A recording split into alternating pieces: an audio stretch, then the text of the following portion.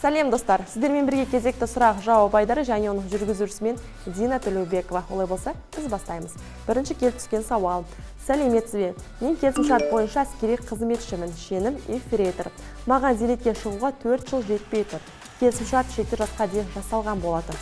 Сұрағым, келісімшартты 25 жылдық жалпы еңбек өтілі бар уақытқа дейін ұзарта аламын ба деп сұрапты.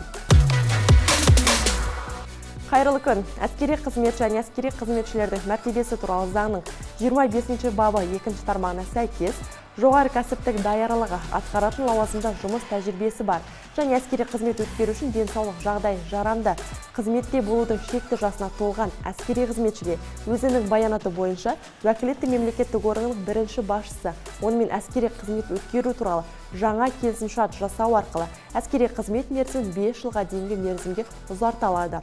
Былайша айтқанда, командиріңіз сізбен тағы 5 жылға келісімшарт жасауға құқығы бар.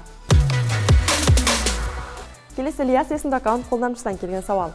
Сәлеметсіз бе, менің сұрағым бар еді. Мен полиция департаментінде қызмет атқарамын. Енді әскери полицияға орналасқым келеді. Не істеу керек деп сұрапты. Сізге жергілікті әскери басқару органына бару қажет. Кейін қажетті құжаттарды тапсырып, медициналық тексеруден және психологиялық тестілеуден өтесіз.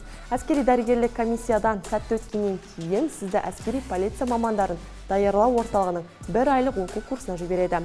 Бұл курстан әскери полицияға қызметке кіргісі келетін барлық үміткерлер өтеді. Онда автомобиль, патрульдік бекеттік, іздестіру бағыттары бойынша оқытылады.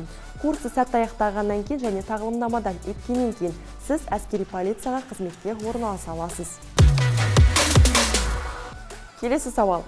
Келісімшарт бойынша әскери қызметшілер лауазымға отырғаннан кейін қанша уақыт ішінде шенді алуға болады деп сұрапты. Қайырлы күн, сұрағыңызға рахмет. Қазақстан Республикасының қарулы күштерінде, басқа да әскерлер мен әскери құралымдарында әскери қызмет өткеру қағидаларын бекіту туралы ел президентінің 124 жарлығындағы 95 бапта көрсетілгендей, әскери қызметші әскери лауазымдар тізбесінде тең немесе анағұрлым жоғары әскери атақ көзделген әскери лауазымды атқаратын болса, оған кезекті әскери атақ беріледі. Ал сержанттық лауазымнан офицерлік лауазымда отыруды аталған заңның 89 бабындағы 5 тармақта көзделген. Яғни, офицерлер құрамының әскери атағы жоқ, жоғары білімі бар. Штат бойынша офицерлер құрамының әскери атағы көзделген. Әскери лауазымға келісімшарт бойынша әскери қызметке кірген адамға тиісті әскери лауазымға тағайындалған кезде офицерлердің әскери лауазымдарында үздіксіз 1 жыл әскери қызмет өткергеннен кейін ғана лейтенант шені беріледі. Құрметті көрермендер, бүгінге осы қызықтырған сауалдарыңызды Қорғаныс министрлігінің әлеуметтік желілеріне жолдасаңыздар болады. Сұрақ сізден, жауап бізден.